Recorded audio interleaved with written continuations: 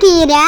இதுல vitamin A இருக்கு, vitamin C இருக்கு, அயன் சத்து இதுல நிறைய இருக்கு. இந்த பாலக்கீரையை வச்சு சப்பாத்தி எப்படி செய்யலாம்னு பாத்துடலாமா? கீரையை இப்படி தண்ணியில அலசிட்டு இப்படி சுத்தம் பண்ணி வச்சுக்கோங்க. பாத்திரத்துல கொஞ்சமா தண்ணி எடுத்து வச்சுக்கோங்க. தண்ணி சூடானக்கு அப்புறம் கீரையை அதுல போடுங்க. பச்சை மிளகாய், பூண்டு, இஞ்சி, மஞ்சத்தூள், ஜீரகம் போடுங்க.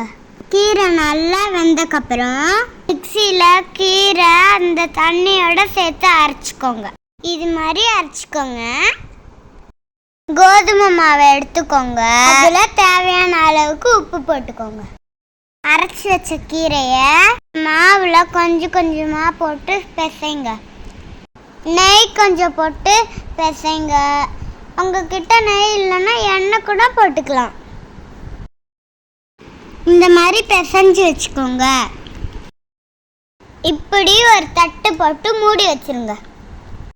கொஞ்ச நேரம் கழிச்சு எப்பயும் போல சப்பாத்தி மாவு உருட்டுற மாதிரி இது மாதிரி உருட்டி வச்சுக்கோங்க. அப்புறம் இது மாதிரி சப்பாத்தியை சுட்டு எடுத்துக்கோங்க. தேவையான அளவுக்கு எண்ணெய் ஊற்றிக்கோங்க. இங்கே பாருங்களேன் சப்பாத்தி எப்படி மேலே எழும்பி வருதுன்னு. அவ்வளோதான், சூப்பரான ஹெல்த்தியான சப்பாத்தி ரெடி. வாங்க சாப்பிடலாம்.